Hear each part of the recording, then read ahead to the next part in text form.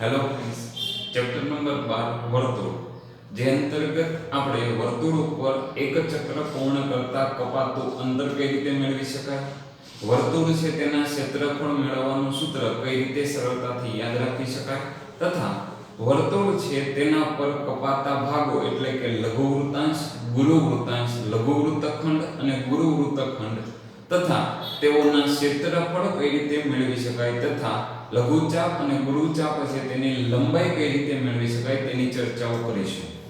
તો સૌથી પહેલું જોઈએ કે અહીં આપણે વર્તુળ વિશેની માહિતી મેળવવી છે। તો સૌથી પહેલું તમે જાણીએ કે જો કેન્દ્ર હોય O હોય અને O કેન્દ્રથી સમાન અંતરે આવેલા તમામ બિંદુઓનો ગણ કે જે એકમો રચે છે વર્તુળ રચે છે।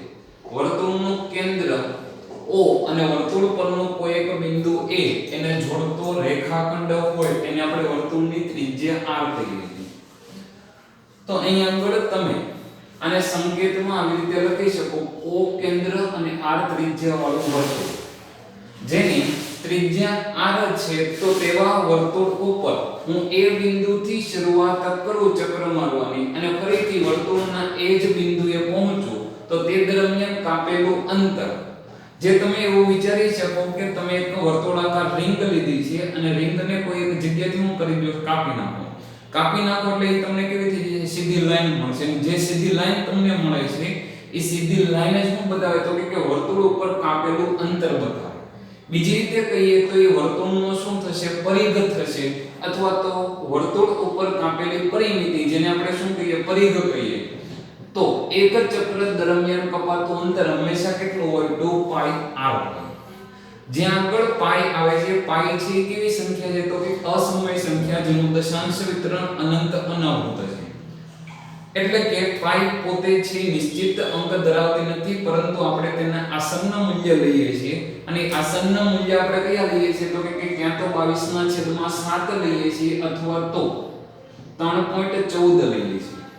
આ જે કિંમત હતી તે આસન્ન મૂલ્ય આપવાની જે પદ્ધતિ હતી સૌપ્રથમ આર્યભટ્ટે ગણિતશાસ્ત્રી થઈ ગયા આર્યભટ્ટ, જેણે પાયનું લગભગ મૂલ્ય 3.1416 સુધી આપેલું અને ત્યારબાદ ભારતીય ગણિતશાસ્ત્રી બીજા થઈ ગયા રામાનુજન, જેણે એક નિત્યસમ આપેલું હતું અને નિત્યસમનો ઉપયોગ કરી અને ગણિતશાસ્ત્રીઓએ દશાંશ સ્થળ પછી 1 લાખ અંક સુધી પ્રાપ્ત કરેલા છે।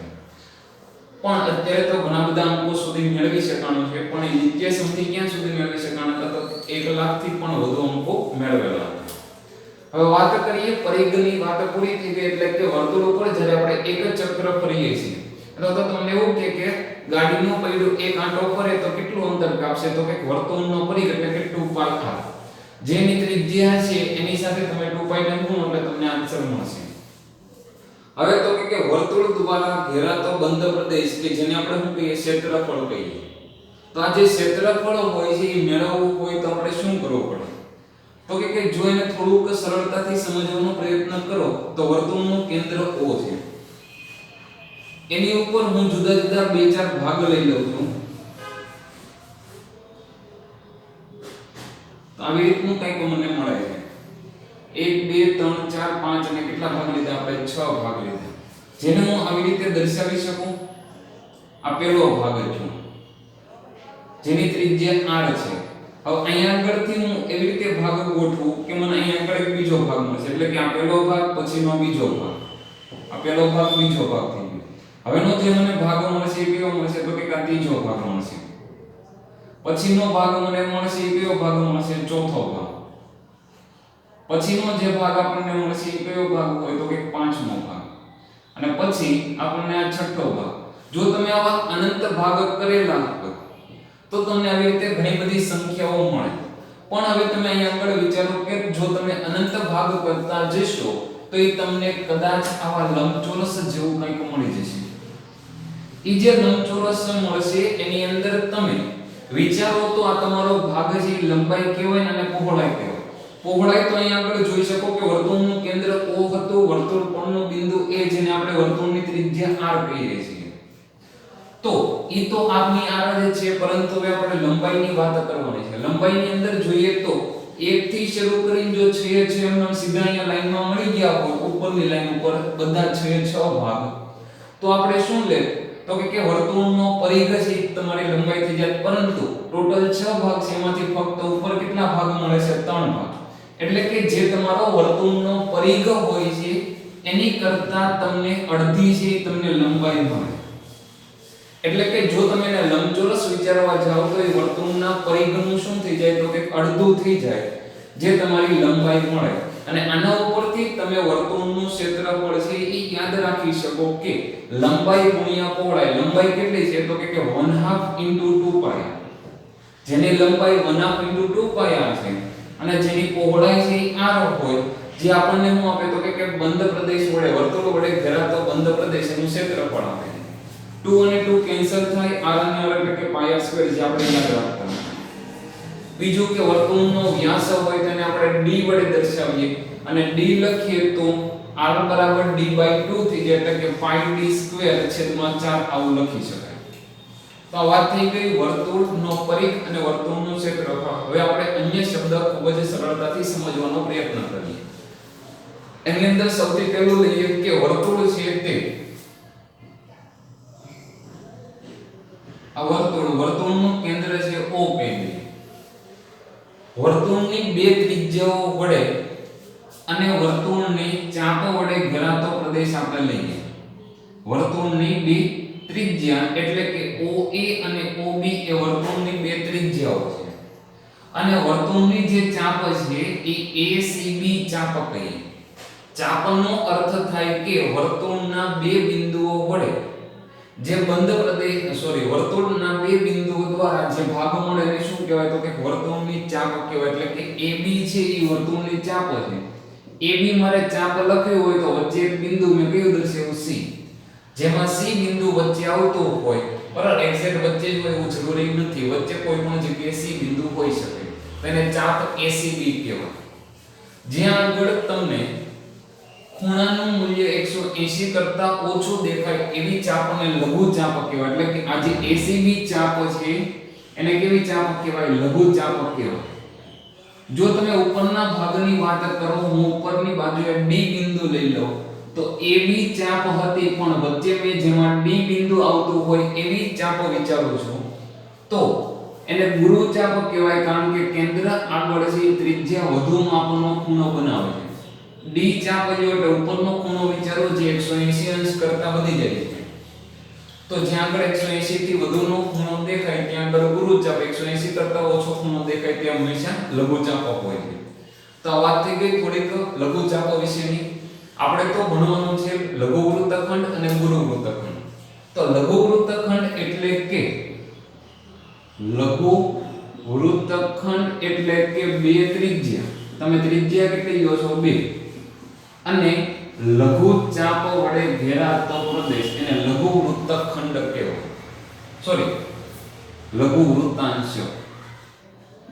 લઘુ વૃત્તાંશની જ્યારે તમે વાત કરો છો ત્યારે લઘુ વૃત્તાંશનો અર્થ શું થાય તો કે વર્તુળની બે ત્રિજ્યાઓ.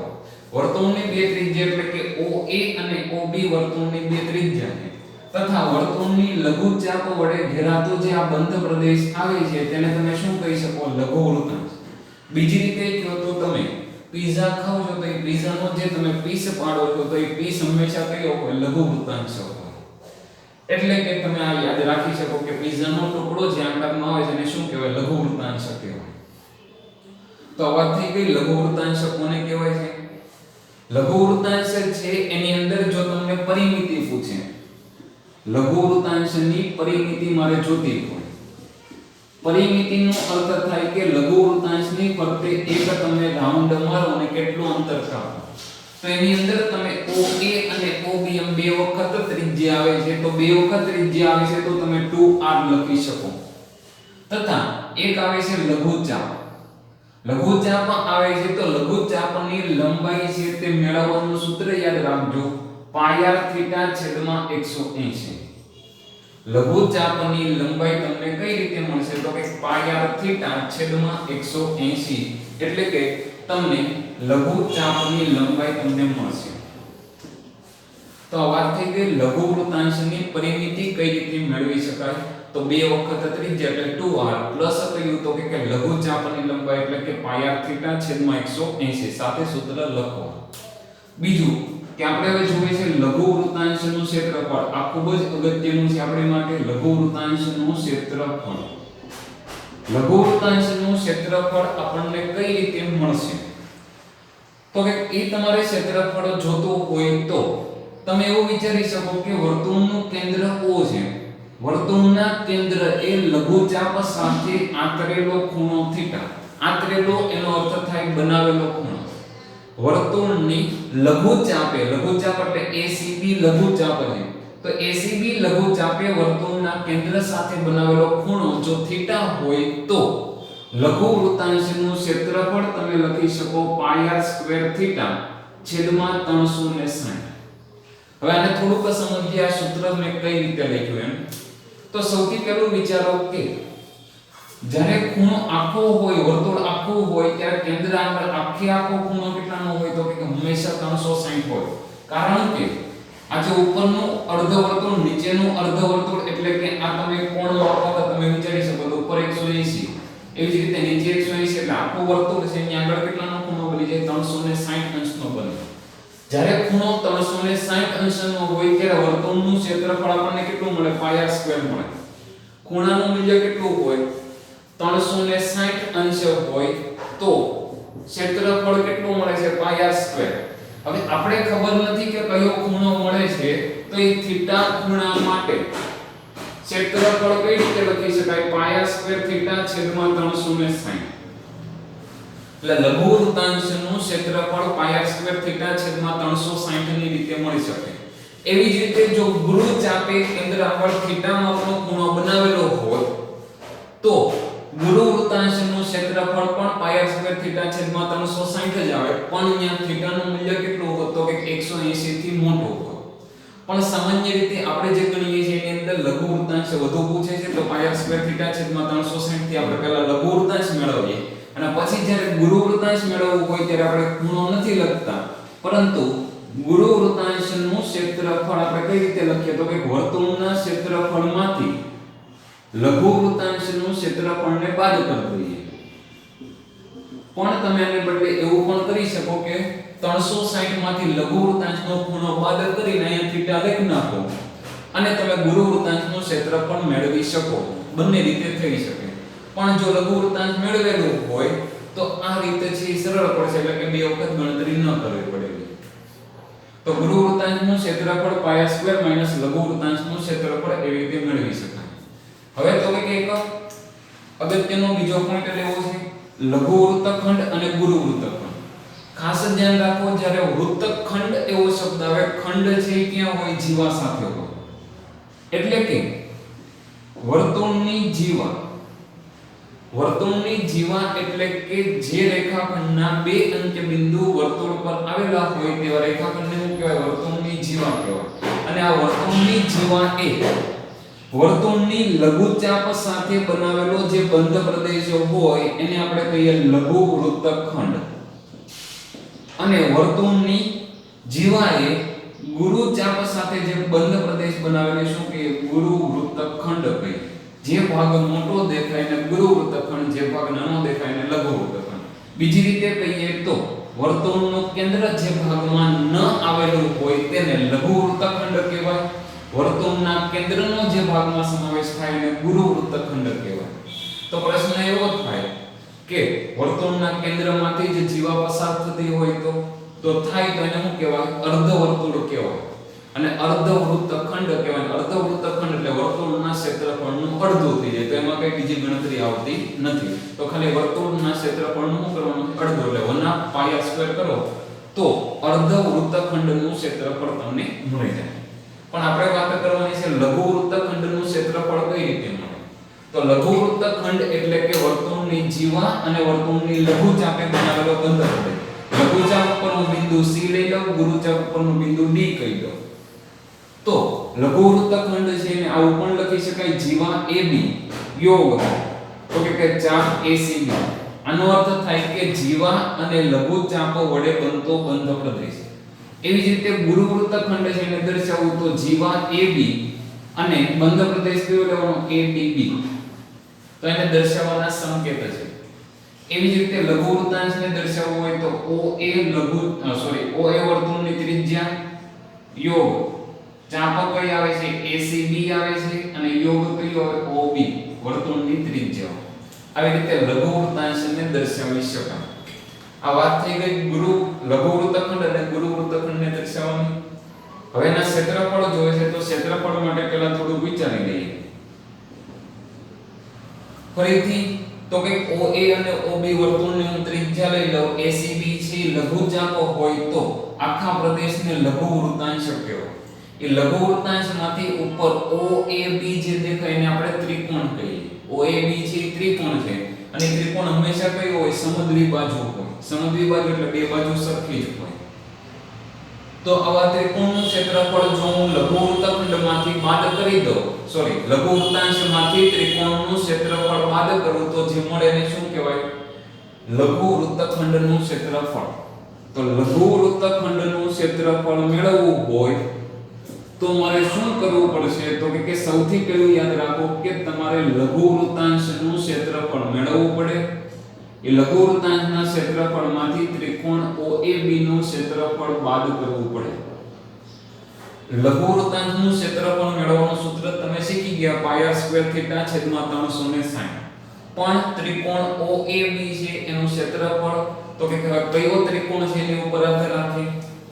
જો એ સમબાજુ ત્રિકોણ હશે, ખાસ ધ્યાન રાખજો કારણ કે આ બધા સૂત્રનો આપણે ઉપયોગ કરવો પડશે જ્યાં જરૂર જેની પડે તે. સમબાજુ ત્રિકોણનું ક્ષેત્રફળ છે તે √3/4 બાજુ વર્ગથી મેળવી શકાય. એટલે કે તમે વર્તુળની ત્રિજ્યા જાણતા હો, તમને એવો પ્રશ્ન કીધો હોય કે વર્તુળની ત્રિજ્યા અને જીવાની લંબાઈ સમાન છે તો ON OB તો કેવા હતા? ત્રિજ્યા. જ્યારે AB જીવા પણ ત્રિજ્યા જેટલી થઈ ગઈ તો ત્રણેય માપ સમાન થઈ ગયા એટલે સમબાજુ ત્રિકોણ છે તો √3/4 બાજુ વર્ગથી મેળવી શકાય. તમને એવું કીધું હોય કે વર્તુળની લઘુ ચાપો વર્તુળના કેન્દ્ર આગળ 90 નો ખૂણો બનાવે. જો અહીંયા આગળ ખૂણો 90 અંશનો બનતો હોય તો એ કાટકોણ ત્રિકોણ બની જાય. અને કાટકોણ ત્રિકોણ OAB નું ક્ષેત્રફળ કયો ત્રિકોણ હોય?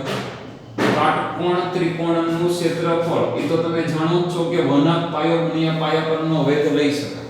પાયો પણ ત્રિજ્યા છે ને વેધ પણ ત્રિજ્યા થાય એટલે 1/r² એવું તમે લખી શકો. કારણ કે વર્તુળમાં કાટકોણ ત્રિકોણ એટલે હંમેશા શું આવે? OA * OB. ON OB વર્તુળની ત્રિજ્યા હોય તો 1 શું લખી શકાય? r². ત્રીજી માહિતી વિચારો. માનો કે તમને સમબાજુ પણ નથી કીધું, કાટકોણ પણ નથી કીધું તો તમારી પાસે OA OB અને AB ના માપ હોવા જોઈએ અને તેવા ત્રિકોણ ક્ષેત્રફળ તમે હેરોનના સૂત્રથી મેળવી શકો. S S - A S - B અને S - C. જ્યાં આગળ S એટલે અર્ધ પરિમિતિ, S એટલે અર્ધ પરિમિતિ a + b + c છેદમાં 2. AB અને C એ ત્રિકોણની બાજુઓના માપ છે, એના સરવાળાથી અડધું કરો તો અર્ધ પરિમિતિ મળે અને પછી આ હેરોનના સૂત્ર પ્રમાણે ક્ષેત્રફળ મેળવી શકાય. પણ આ સૂત્ર તો જ ઉપયોગમાં લેવાનું જો તમારી પાસે ત્રણેય બાજુઓ હોય. કાટકોણ હોય તો સીધું આ જ સૂત્ર લઈ લેવું એટલે ઝડપથી ગણતરી પૂરી થશે. અને સમબાજુ હોય ત્યારે √3/4 બાજુ વર્ગથી ગણવું સહેલું પડશે. તો વાત થઈ ગઈ લઘુ વૃત્તખંડનું ક્ષેત્રફળ કઈ રીતે મળશે? લઘુ વૃત્તાંશ માઈનસ ત્રિકોણનું ક્ષેત્રફળ. જો હવે મારે ગુરુ વૃત્તખંડ જોતો હોય, ખાસ ધ્યાન રાખજો આ ગુરુ વૃત્તખંડનું ક્ષેત્રફળ. તો ગુરુ વૃત્તખંડ તમને રકમ આપી હોય અને એવું કે ગુરુ વૃત્તખંડનું ક્ષેત્રફળ મેળવો તો ગુરુ વૃત્તખંડનું ક્ષેત્રફળ એટલે કે આખા વર્તુળમાંથી જે લઘુ વૃત્તખંડ નથી જોતો એને શું કરવું પડે? મારે બાદ કરવું પડે. એટલે કે વર્તુળનું ક્ષેત્રફળ માઈનસ કયું થઈ જશે? લઘુ વૃત્તખંડનું ક્ષેત્રફળ થાય.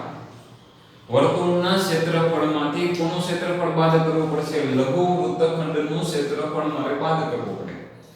તો એની માટે તમારે પહેલા તો લઘુ વૃત્તખંડનું ક્ષેત્રફળ મેળવવું પડે. લઘુ વૃત્તખંડ મેળવવા માટે લઘુ વૃત્તાંશ માઈનસ તમે શું કરશો? ત્રિકોણનું ક્ષેત્રફળ. તો આ બધી માહિતીઓ આપણે જે લખી એ સૂત્ર છે એની માહિતીઓ લખી છે. હજી એક આપણે સૂત્ર છેલ્લું જોઈ લઈએ પછી આપણે લેક્ચરને પૂર્ણ કરીએ. લઘુ વૃત્તાંશનું ક્ષેત્રફળ 1/πr² θ/360 લખ્યું જેને હું બીજી રીતે લખું તો 1/2 r into l એવું લખી શકાય, જ્યાં આગળ l એટલે લઘુ ચાપની લંબાઈ છે. l એટલે શું રહેલું છે? લઘુ ચાપની લંબાઈ. લઘુ ચાપની લંબાઈ એટલે પાઈ r થીટા છેદમાં 180. પાઈ r થીટા છેદમાં કેટલા હોય? 180 છેદમાં 180 અને 2 એટલે 360 થઈ ગયા. પાઈ હતો એમના બીજું r હતો, અહીંયા આવ્યું r આગળ એટલે r સ્ક્વેર થઈ ગયું અને થીટા ના થીટા. એટલે અહીંયા આગળ જે હતું એને ભાગ પડતા પાઈ r થીટા છેદમાં હું લખ્યું 180 ઇન્ટુ 1r અને છેદમાં શું આવ્યું? 2. તો r ના છેદમાં 2 ઇન્ટુ શું થઈ ગયું? l થઈ ગયું, જેને આપણે લખી શકાય 1/r ઇન્ટુ l. એટલે બંને રીતે યાદ રાખજો, જ્યારે તમને લઘુ ચાપની લંબાઈ આપેલી હોય ત્યારે આ સૂત્રથી લઘુ વૃત્તાંશનું ક્ષેત્રફળ તમે મેળવી શકો. બીજી એક માહિતીની હજી એક ચર્ચા જોઈએ દઈએ સાથે, એટલે પછી આપણે ફક્ત દાખલા જ ગણવાના રહેશે.